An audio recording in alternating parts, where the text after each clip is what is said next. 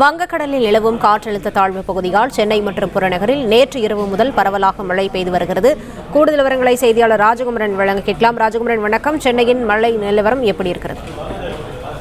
சென்னையை பொறுத்தவரை மழைப்பொழிவு தொடங்கி இருக்கக்கூடிய சூழலில் 329 நிவாரண மையங்கள் தயார் நிலையில் வைக்கப்பட்டிருக்கின்றன. உணவு தயாரிக்கும் கூடங்களை பொறுத்தவரை 120 இடங்களில் உணவு தயாரிப்பதற்கு தேவைப்பட்டால் பொதுமக்கள் நிவாரண மையங்களுக்கு அழைத்து வரப்பட்டு அவர்களுக்கு தேவையான உணவை வழங்குவதற்காக 120 இடங்களில் உணவு தயாரிக்கும் கூடங்கள் அமைக்கப்பட்டிருக்கின்றன. இது மட்டுமல்லாமல் 22,000 பணியாளர்கள் சென்னையில் மழைநீர் தேங்காத வண்ணம் நடவடிக்கை எடுப்பதற்காக தற்பொழுது பணியில் இருக்கின்றார்கள்.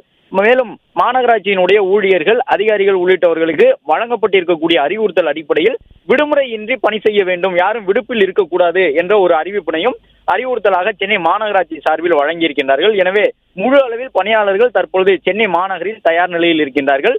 தற்போது சென்னையில் மழையின் தாக்கம் குறைவாகவே இருக்கின்றது. ஒரு சில பகுதிகளில் மட்டும் தூறல் என்ற அளவில் மழை பொழிவு இருக்கின்றது. அதிகாலை பெய்த கனமழை காரணமாக ஒரு சில இடங்களில் தாழ்வான பகுதிகளில் மழை வெள்ள நீர் தேங்கியிருந்தது. அவ்வாறு சென்னையில் மழைநீர் தேங்கியிருந்த 550க்கும் கூடுதலான இடங்களில் மழைநீர் முழுவதுமாக அகற்றப்பட்டுள்ளதாக மாநகராட்சி அதிகாரிகள் தெரிவித்திருக்கின்றார்கள்.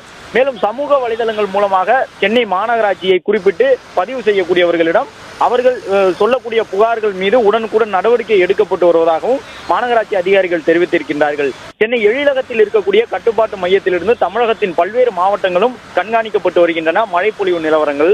அதே நேரம் சென்னை மாநகராட்சிக்கான கட்டுப்பாட்டு அறையை பொறுத்தவரை மாநகராட்சியின் அலுவலகமான ரிப்பன் மாளிகையில் அமைக்கப்பட்டிருக்கின்றது.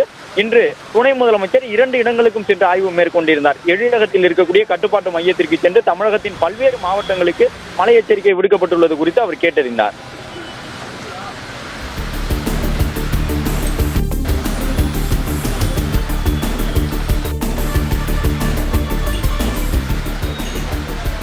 நன்றி.